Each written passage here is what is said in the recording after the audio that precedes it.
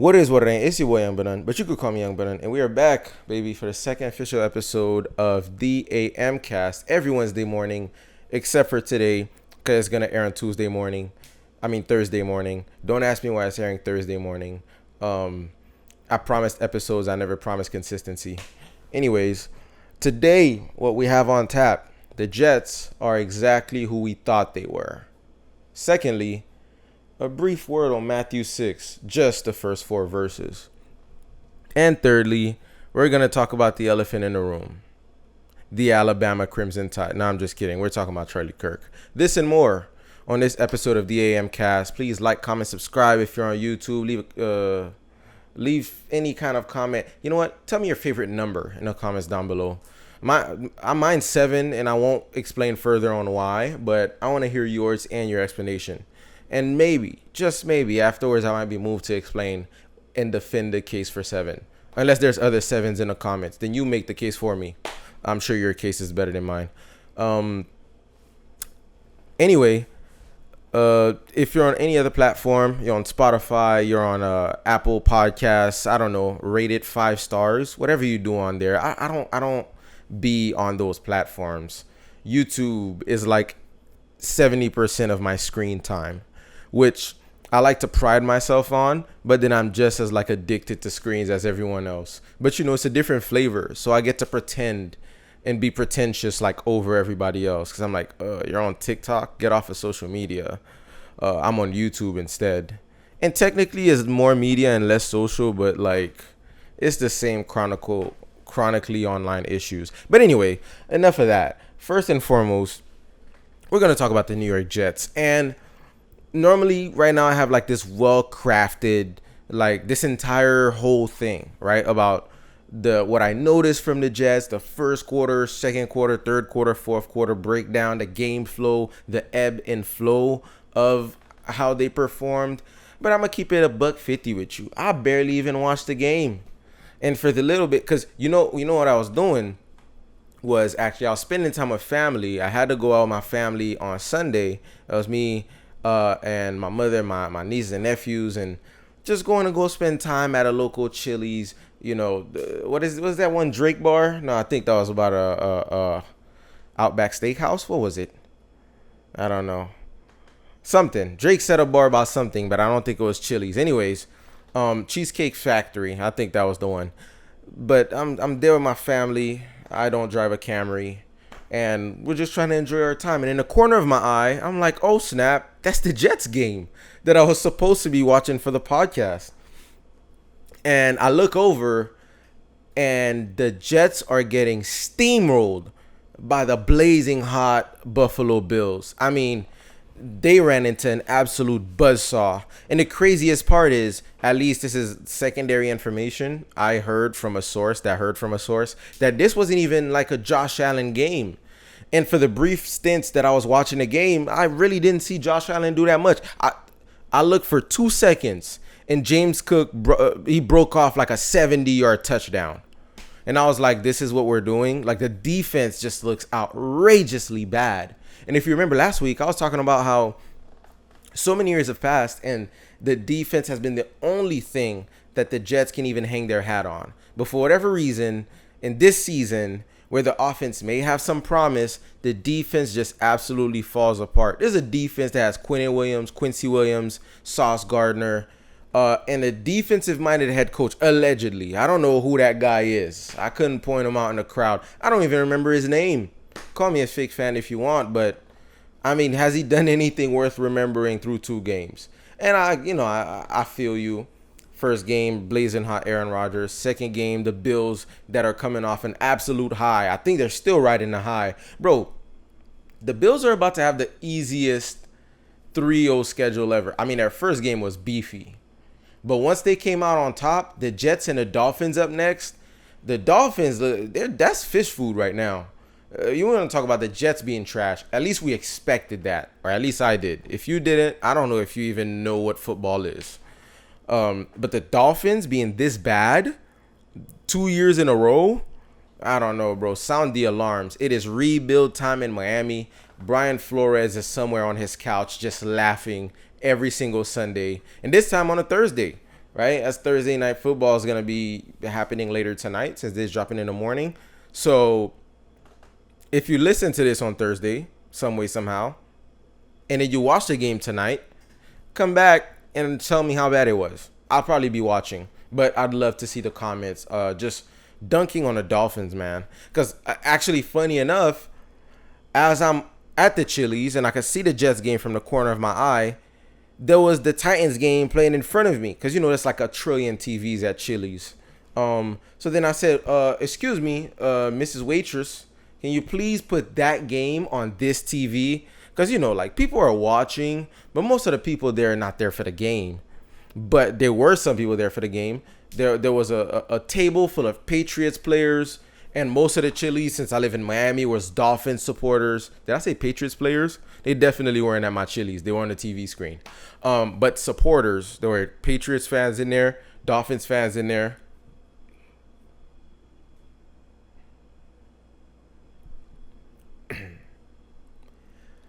I might have been the only Jets fan in there, to be honest with you. But, you know, like, because I just have this disdain for the Dolphins. When the Patriots got that kickoff return, after the Dolphins got the punt return, I was like cheering. I was like so happy. And it really didn't have anything to do with like I want the Patriots to do better than the Dolphins. If I told some lady over there, if both teams could lose, that'd be great. It's not gonna stop my team from losing, but at least they lost with us. You know what I'm saying? But unfortunately, unless you're gonna tie, somebody has to win, and it just ended up being the Patriots. Nevertheless, you know, the reason why I was rooting for the Patriots is just like, you know, like return on investment. The Patriots lose, I rag on them. There's about 4 fans in the entire building. That's not enough suffering for me. I'd rather root against the Dolphins, where if the Dolphins lose, the entire building is upset. Like, that's return on investment. That's return. You know, I could run Google ads. I understand. I understand what it means to have proper return on investment. Like if I, you know, I think gambling something like, and I don't encourage anyone to gamble, but like those minus 500 plus 125 odds, that's gotta be what it means, right? I don't know what any of it means, but I think that's what it means. Anyways, the train is leaving the station, the train tracks, the city, the county, and even the state, and getting way off the map right now. Let's get back on topic. The New York Jets, just absolutely putrid. From what I heard, Justin Fields less than 40 passing yards, absolutely outrageous. Somebody got in there for like a drive or two or 2 plays. I don't remember exactly which one. And they threw for more passing yards than Justin Fields. It's just embarrassing. And then the defense absolutely getting dunked on. That's embarrassing. I mean, it's just an absolute wreck. And, you know, like it gets to a point. I mean, I already got to that point. But, like, what are we doing here? You know what I mean? After week 1, you'd think like they're all riding on a high. And I know this is the Justin Fields experience. Like the Steelers fans will tell you this. The Bears fans will tell you this. Which Bears fans are probably still in shambles right now. I don't know what's going on with that organization. But I know a curse when I see one. But the Jets, just as bad, if not worse. If not worse. There's just no hope, man. It's the true factory of sadness. And you want to know how bad it was? When I told the waitress, put that game on this screen so I could see it from the screen that's in front of me. One, we ate all our, between the time I asked that, which is when we sat down, and the time they actually changed the TV, we ate all our food. The kids drew on the little menu thing that they gave you. I paid.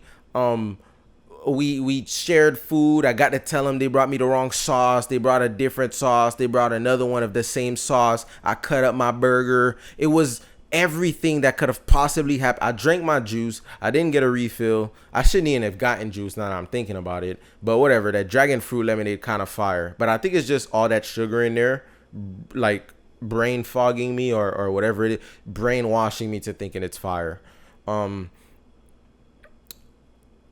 all of that happened. And it's not until after all of it happened that she finally got someone to grab the remote, find a remote wherever it is, and to change the channel. And you know what they changed the channel to? They changed the channel to the Dolphins game. And you know what? The Jets game was already going so bad, I didn't even care anymore. To be completely honest with you, there was a better product on the. I accidentally got a better product on field in front of my face than what I originally asked for.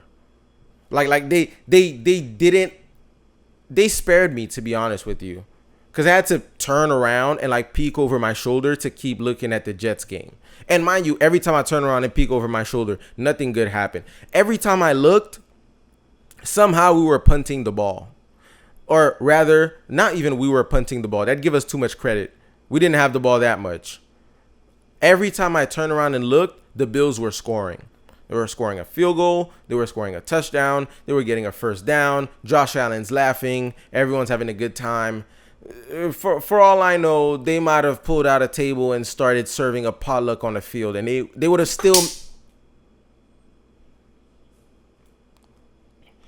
still managed to score like a game extending drive.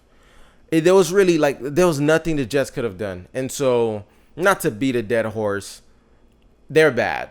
And I will be making a full-length video about how bad they are, or they were, because it won't be of this season. A little sneak peek there. It's been in the works for a while though, so don't get your hopes up. It's not coming soon. Anyways, the word for the week. What is the word for the week? We're going to talk about Matthew 6. But beforehand, just one more thing about football real quick. Nope, never mind. Completely blanked out. That's what happens when you don't write your notes before you go on a podcast. Fun tip. Anyways, so today we're going to talk about Matthew 6, just verses 1 through 4. It was a lesson that I was teaching on as I do the Sunday school at my church. Not the entire Sunday school with literally everybody. Just my very own class. It was verses 1 through 4. And funny enough, if you'll turn with me to Matthew chapter 6, it's the first 4 books of the New Testament: Matthew, Mark, Luke, John, right? It's the first 4. It's the very first one out of the first 4. It's after the last book of the Old Testament, which I believe to be Titus. I mean, I'm pretty sure it's Titus, and if it's not, we're just going to pretend I didn't get that wrong. Books of the Bible, I mean, there's 66 of them. Knowing them in order, you got to know that one song. It's like the alphabet. Like, you know, I would love to tell you which letter N is, but I really got to go A, B, C, D, E, F, G, H, I, J, K, L, M, N. You know, like, I have to do it that way. But the Bible is even a little harder because, like, you know, I don't know. I don't have any excuse for why I don't know all 66 books in order. I really don't. I just need to be better. Anyways, it's not the point. The point is Matthew 6, verses 1 through 4. And if I turn to that real quick so I could read it first, and then afterwards I'll talk about the points that I wrote down on it. And I don't even remember how I got to that. I think it was just a matter of, like, I don't know. Sometimes I get in a car and I don't want to listen to music, so I just play some stuff. And I was like, yo, this is kind of gas. It's either that or I was doing a devotional where there was a verse and then I read the whole chapter. So it talks about teaching, or it talks about giving to the needy, right? Starting at verse 1. Watch out.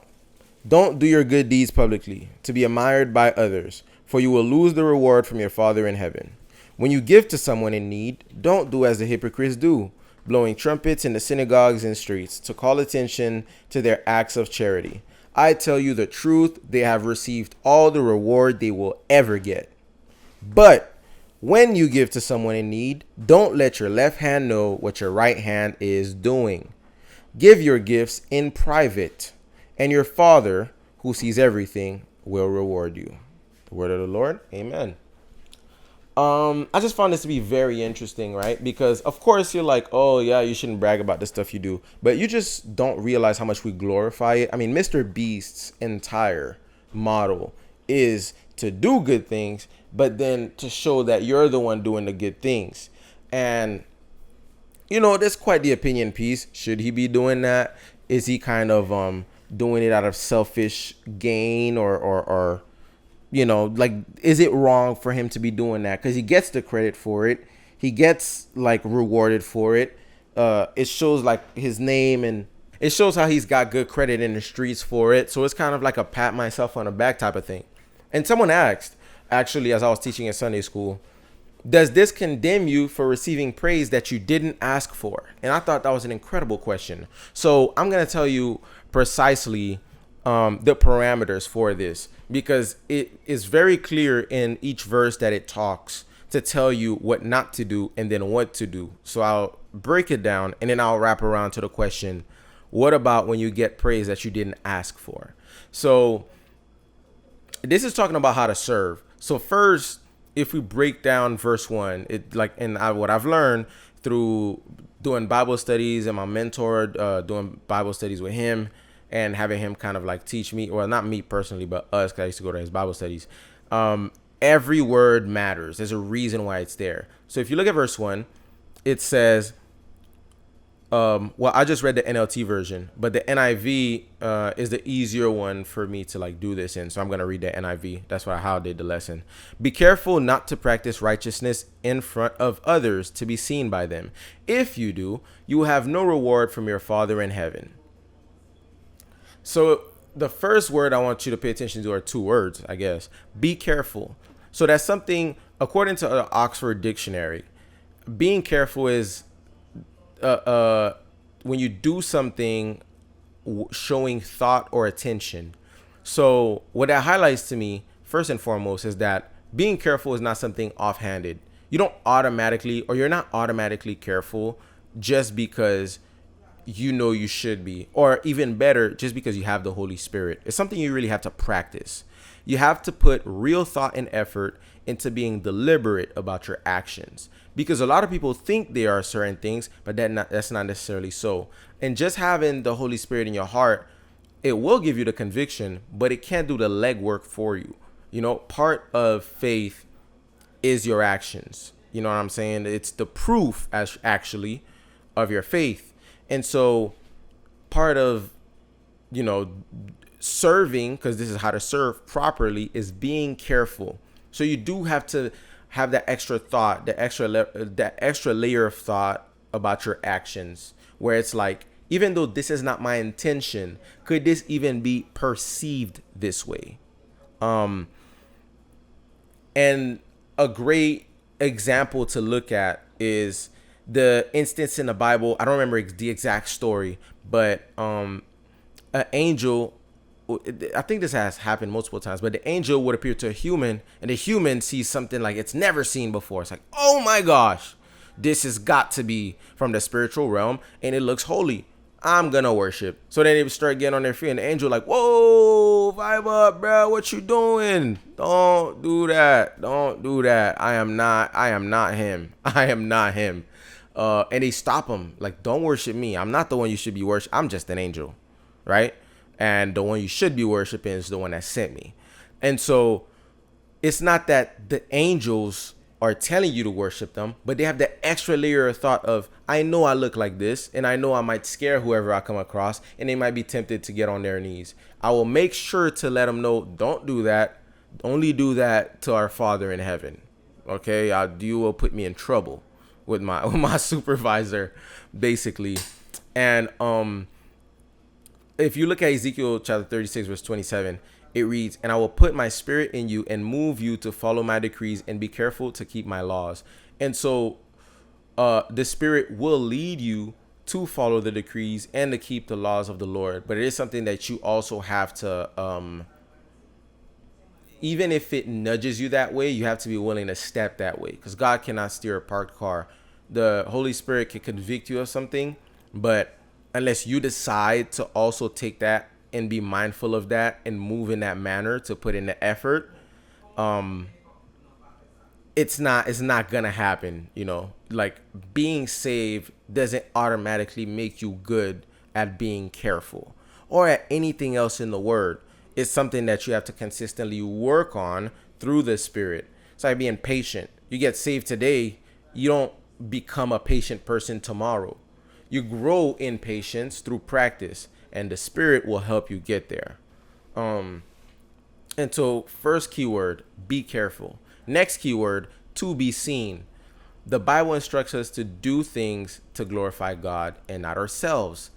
If you look at Colossians 3, verse 23 and 24, it reads, "Whatever you do, work at it with all your heart, as working for the Lord, not for human masters, since you know that you will receive an inheritance from the Lord as a reward. It is the Lord Christ you are serving."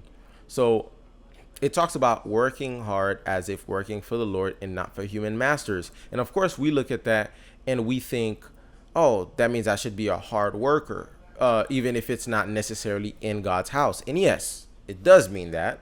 But also, if you are working for the Lord, you're trying to do the thing to please the Lord. You're trying to get a reward from the Lord. You're trying to be seen by the Lord. You're not trying to be seen by your human masters. You know what I'm saying? It's not a thing where I do this for a pat on the back from my boss. I do this for a raising up from my boss. I love me a raise, and I know you may love you a raise too. But the primary reason why we should be diligent in our work should not be to be noticed by those above us. It should be so that we could serve the Lord as we are called to serve the Lord and to be seen by him primarily. And the reason why it says be careful not to be seen is because the desire to be seen is a very dangerous place to be. Desiring the glory that should go to God is perhaps the most dangerous place to be, because buddy that they call Satan, that was his downfall. It came from the exact same thought/desire. If you would even call it that, quote unquote, innocent desire to be noticed, your desire to be held to a certain standard or lifted up or to look good in front of people could be your exact same downfall. Because if you look at the devil, it was the same thing. I'm so beautiful, I'm so great, I'm so lifted up, why don't they worship me? Right? And you might think, well, it's not even that far. I don't want the glory from God. I just want, I just want to be noticed. But if you look at Isaiah chapter 14, verses 12 through 15, it reads, "How you have fallen far from heaven, or how you have fallen from heaven, morning star, son of the dawn. You have been cast down to the earth. You who once laid low the nations, you said in your heart, I will ascend to the heavens. I will raise my throne above the stars of God. I will sit enthroned on the mount of assembly, on the utmost heights of Mount Zaphon. I will ascend above the tops of the clouds. I will make myself like the Most High. But you are brought down to the realm of the dead, to the depths of the pit." Because the devil thought himself higher than he is, or desired himself to be higher than he is, he was brought down low. And if you contrast that with the other verse where, and it's my fault that it's not written down here, humble yourself under the mighty hand of God, and at the proper time you will be lifted up. You could see that where you put your heart, that the Lord tells you the blueprint. Humble yourself under the mighty hand of God. Don't seek to be seen. It talks about being under his hand. If you're under something, you're being covered. There's a chance you might not even be seen, but the one who needs to see you, he'll see it. But for those who do crave to be seen, what will happen to them? Well, if you read the verse 1, going back to Matthew 6 here, "Be careful not to practice your righteousness in front of others to be seen by them. If you do, you will have no reward from your Father in heaven. Therefore, all of the glory you get will end here." It will end right here. Much like Satan, there will be nothing in heaven for you, not even a seat.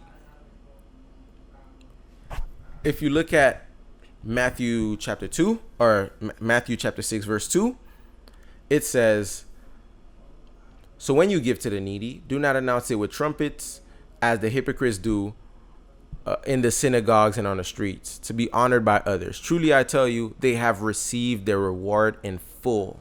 Everything that you could ever hope to get, you've got it right then, right there. That nod from people being like, okay, good for you. That's all you will get.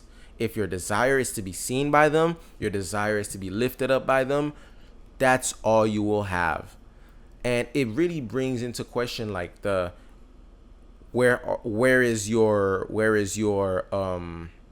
treasure stored up? Because if it's in people, I mean, think about that. Do you want people to reward you for your good work, or do you want God to reward you for your good work? And I know it sounds corny, maybe a little bit, but it's like, how much can one person really give you? How much can all the people in the world really give you? And once you compare that to how much God, who created the world and all the people in it, could give you, what would possibly make you want to sacrifice that for what people could give you? People don't even be grateful. I could do something for someone today. Tomorrow they'll turn around and be like, you never do nothing for me. Like, that's how fickle people. I don't know if y'all understand. People tomorrow could turn around and be like, you don't even be around for real. When you could have been around for real. And those are the people you're seeking praise from. Act like you have some sense, brother. Instead, if you look at verses 2 through 4, it says how you should serve, right? Because the first two was how you shouldn't. It says how you should. Starting at verse 3 and 4. But when you give to the needy, do not let your left hand know what your right hand is doing, so that your giving may be in secret. Then your Father, who sees what is done in secret, will reward you. Just like the first 3 points came from the first couple of verses, there are 3 points here from these 2 verses. In the beginning, it was be careful to be seen, no reward in heaven. In this one, if you've already seen them, if you're tracking, it's when you give in secret, will reward you. First, when you give, which I don't know if this is a hotly debated topic. It's just the people that are passionate about this, they are, and the people who don't care, don't care. But the fact that that verse says, when you give, you are expected to give. You are expected to give. And it doesn't even stop there. Like, not just to the needy, not just to the homeless person on the street. Like, that's good. Don't get me wrong. That is good to give to those people. Even though, I ain't gonna lie, one time, this guy, he was asking for money, and low-key, I don't even remember if I had it or not, but I was like, whatever. Like, he was like, this has nothing to do with what I'm teaching, but it's it was crazy. And this is not, maybe it takes away from the point, but I can understand if you have reservations, is what I'm trying to say. Because he asked me, I ain't give it to him. I don't remember if I had it or not. I went across the street to the CVS. I hopped back out. And as I'm getting in my 1999 Toyota Corolla that's falling apart, this man gets in like a 08, 09 clean Chevy and just drives off. And I'm like, this is the guy that was just asking me for money? He drive a better car than me. That car broke down like maybe a year after that incident. I don't know. His car might still be going. He just hops in his clean Chevy Impala and drives off as I'm exiting the CVS. I mean, befuddled isn't even the word. I couldn't believe what I had just saw. And like, he might have a completely different person. Who knows if he's not going to a home? A true, like a legit house. In this economy, this man may have a legit house. And you asking me, I need from you. How'd you get this car? That's neither here nor there. But all that to say, I get it if you have reservations about giving to the needy. That being said, the word says, when you give, therefore you are expected to give. And it's not just to the needy, but it's also to the house of God. And you're expected to give in tithing and in service, because you look at the word, and the word talks about in service where we are all members of the body, and the hand can't do what the leg could do, or foot can't do what the nose could do, and they each serve their own purpose. So even if it's not giving your money, if you are a believer and you do attend a church, you should be giving your time to any degree to the church to serve. You're going to be there at some point, whether it's Sunday morning, Wednesday, Tuesday, Friday night, whenever you're there, you should be serving. The harvest is plenty, the workers are few. But standing off in the corner, here is you. And every Sunday you show up expecting. But when are you going to give? Because you are a valuable member of the body. And so the body's better off with you serving. But not only that, the word also talks about tithing. And we could do a lesson on that another time. That's not really what I came to emphasize. But I feel it must be said and it must be emphasized, even though if I don't expand on it, you should be tithing.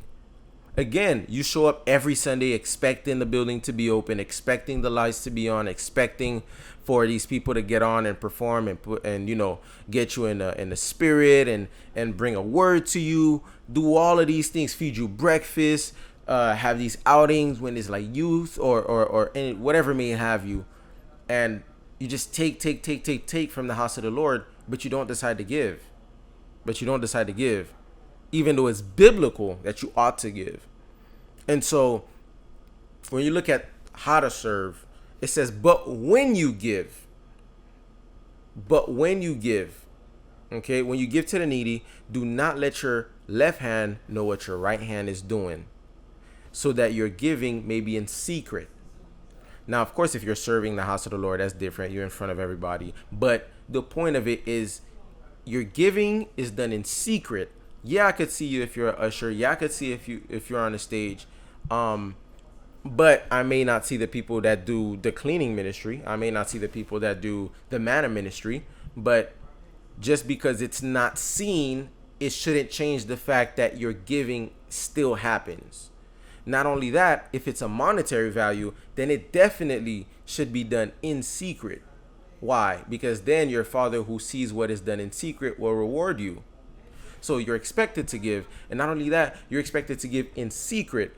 And if we are to divide each side of the lesson, the first part is sincerely. Don't do it so people could see you. And the second part is you're supposed to do it secretly so that people don't see you. If you do a good deed, you don't have to go tell someone you did a good deed. If you give, people don't have to see that you give. You made the most generous donation at your church in the past 50 years. I don't got to know that. What I'm going to do for you? I'm going to just know your pocket's big. Maybe I might go ask you now. One more person watching your pockets. Why would you want that? The Lord, though, if he sees you in secret doing this, he's going to say, you know what? Your work is not done in vain. Your giving is not done in vain. I see, and I will give to you. And this is not me. This is what the word says. It's not no prosperity gospel. Oh, put in a $50 faith offering, and you're gonna get 50,000. I ain't say that. But what it says is, will your Father who sees what is done in secret will reward you. And you may think, what if my reward doesn't come? At least not on earth. Bro, did you miss what I said earlier? Better it is for you that your treasures are stored in heaven. In heaven, money don't go bad.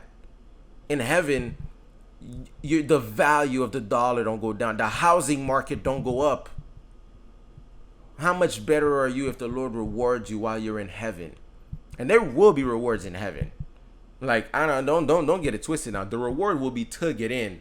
But if you really work for the kingdom of God, there's some stuff coming your way. You know what I'm saying? Like, we are created equal, but you will be rewarded on the level of servitude you did for the kingdom. And so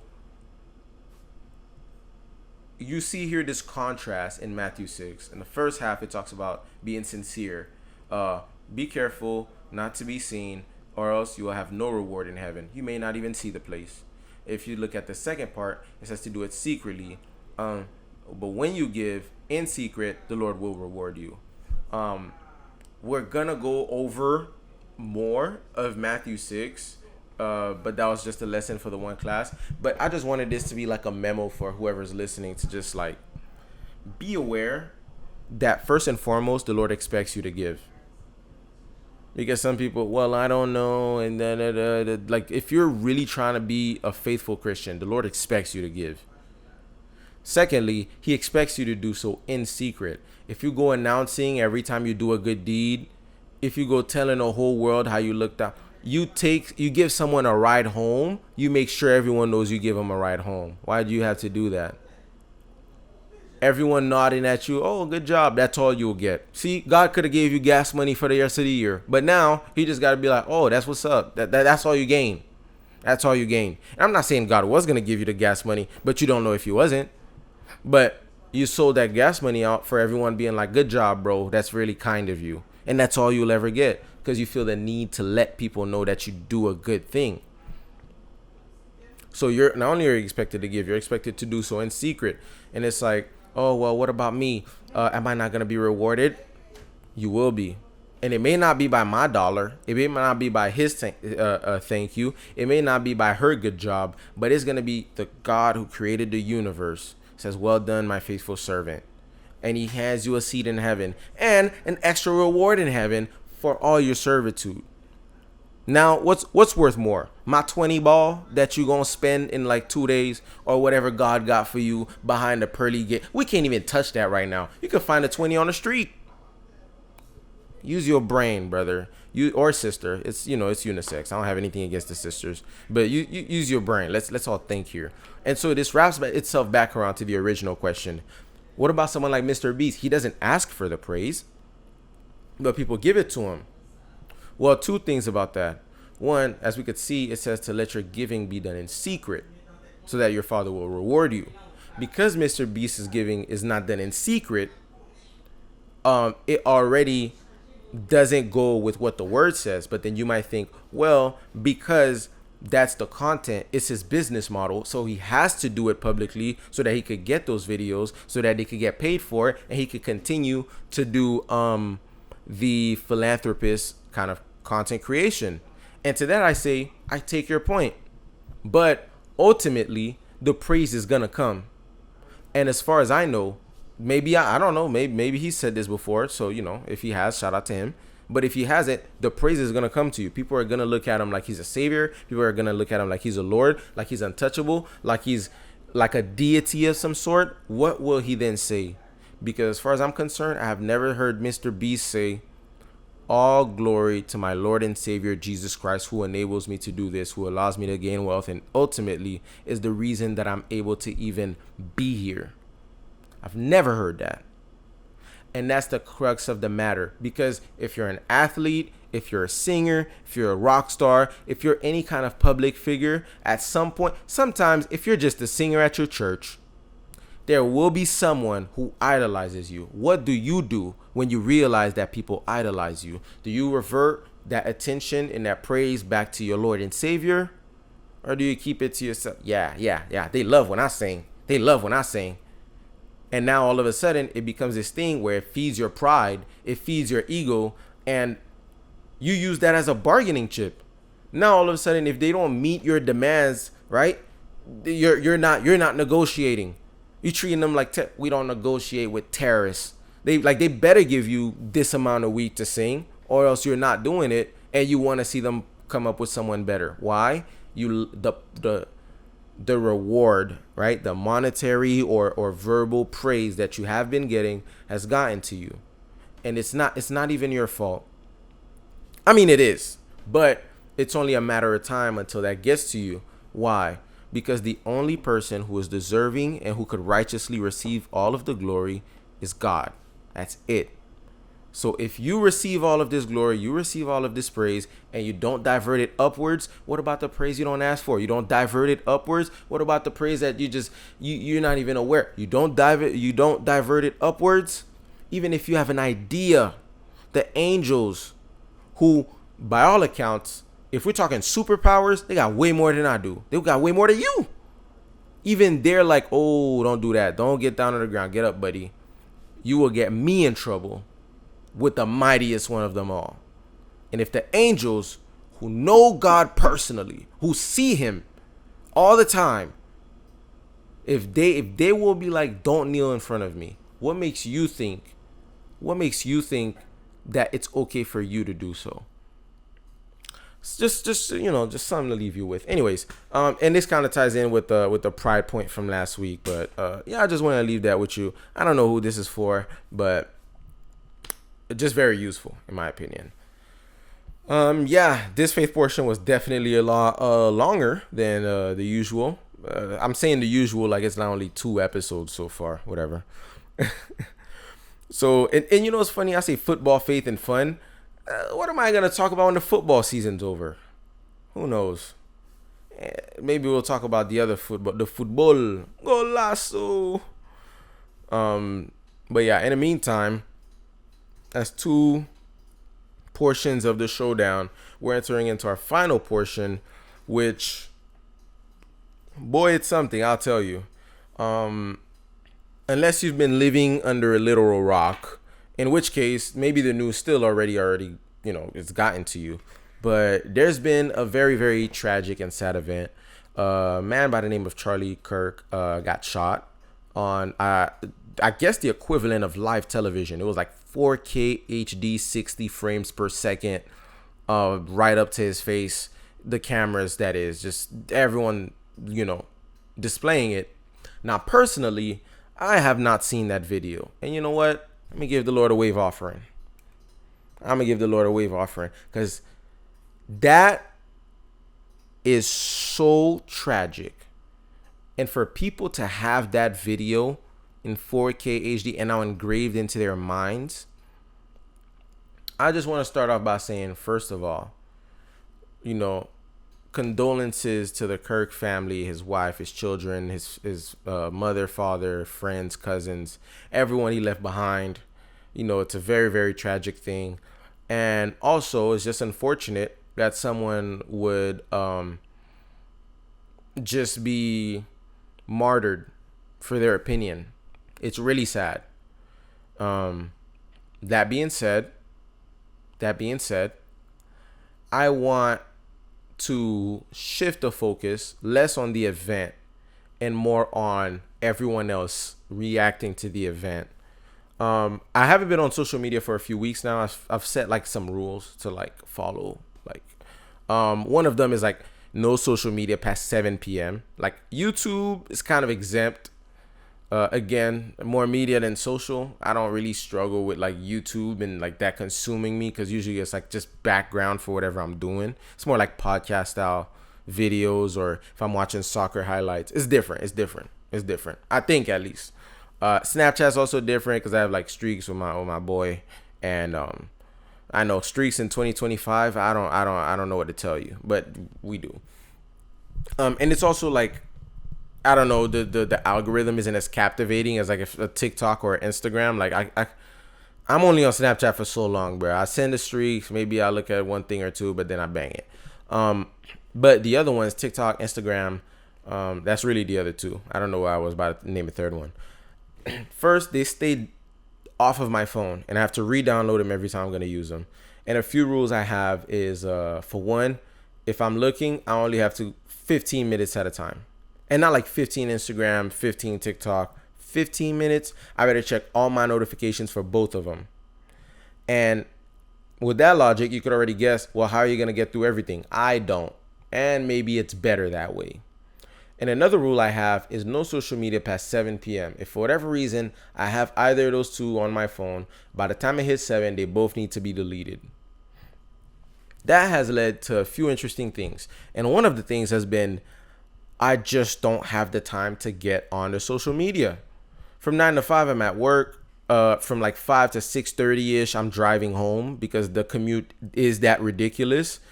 In South Florida, Miami in particular, I don't know how I do it. It's crazy. But that's kind of how the time is divvied up. And so by the time I get home, right, at like 6:30-ish, you got to put your stuff down, you got to unwind. And then a lot of times, just my evening portion doesn't get started until after 7. So for a long period of time, I just haven't been on social media. And what it's helped me to realize is, and it's not my first time realizing this, there is no way we're supposed to be consuming that much at any given portion. I mean, like, even with that, with the 15-minute intervals, I remember one time I got on TikTok, and by the time I was done, you ever seen that scene where, like, in SpongeBob, Mr. Krabs made that one guy unwatch the TV? Like, first of all, one of the funniest, most underrated scenes in SpongeBob ever. Okay, like that. Every time I see that, I die of laugh. Cause how you so cheap, you make someone unwatch the TV, bruh. Like that's gotta be next level hating. Like you want to talk about people being haters? That's impressive. That's something you just gotta tip your cap to, bruh. So yeah, he made that one guy unwatch the TV. But not only that, the look on that guy's face after he was done unwatching the TV, like you can see like the brain cells. He was like Gaga, not like Lady Gaga. It's a Creole word, but like if you could just look it up on YouTube. I can't explain it, okay? I can't explain it. English is like my fourth language. Give me a break. But the look on the guy's face after he unwatched the TV, every time I spend any kind of excessive portion of my day on social media, that's exactly how I feel. You get desensitized when you have it on your phone 24/7 and you get accustomed, but it's not because that doesn't happen internally. You just learn to ignore it. But my brain just be fried. And I realize I shouldn't be going from laughing at this one TikTok to having a jump scare at this TikTok and then being bored at this TikTok and then like having my emotions brought low by this one. That's not normal behavior. That's not supposed to happen. At no point in human history was that even possible. And so you just get to this point where you realize that this is not a healthy or sustainable habit to have for my brain. And once you kind of make that realization, at least for me, it just makes me that much more wary of spending that time on social media. And so with this new development that's been really inescapable of Charlie Kirk's passing away, it's of course hit the internet, and it's been like this big thing. And even me off social media, I've still been sent the video or people are talking about it. And I'm glad I haven't watched it, but my heart goes out to everyone who has, and everyone who's ever watched anything else relating to it. The news reports, the alternate angles, the wild goose chase for the person who did it. Some people say it's a fall guy, some people say it's not, but it's just, it's the amount of coverage, the amount of reverberating negativity that's over the internet right now is jarring. And for everyone to basically have that downloaded into their brains on a daily basis, it's just like there's no way that's healthy for you. That can't be healthy for you. And so I know that it's supposed to be football, faith, and fun. This portion of the show is kind of unfun. I didn't mean to end on a downer. What are you gonna do? Like I ain't tell him go do it. You know what I'm saying? But now he's done it. I gotta talk about it. So it's this is just an advisory where I really want, if you're listening to this and you've been like chronically online, consider just maybe, the rules I said earlier about like 15 at a time, have to re-download it. Once my 15 is over, I have to delete it, and then no more past 7 p.m. Just maybe consider that, because I'm sure there's statistics on it. I'm sure there's some kind of coverage. We really won't know the effects of this until everyone in this generation gets like much older, and then you're able to really get like some test results of what it's done to people's brains. But there's no way this is supposed to be happening. It's not normal. It's abnormal. And so something as tragic as this just being replayed in all of these ways, and then the negativity that's come from it, like just people saying disgusting stuff, people saying he deserved it, people saying they should go after his wife next, people saying they need to go after more powerful politicians or whatnot next, people saying his camp needs to retaliate, and it's the nasty left, it's the disgusting right, it's the arbitrary down the middle, whatever they say in political discussions.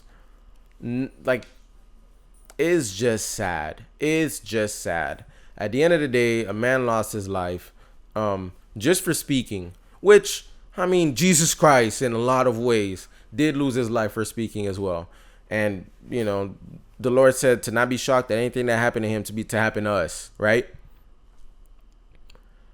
It's just, when you see it, and in the manner in which it happened. Like, I remember a time where you had to go on a dark web to see gore like this. And mind you, I didn't watch the video, but from what I heard, it's like it's in your face.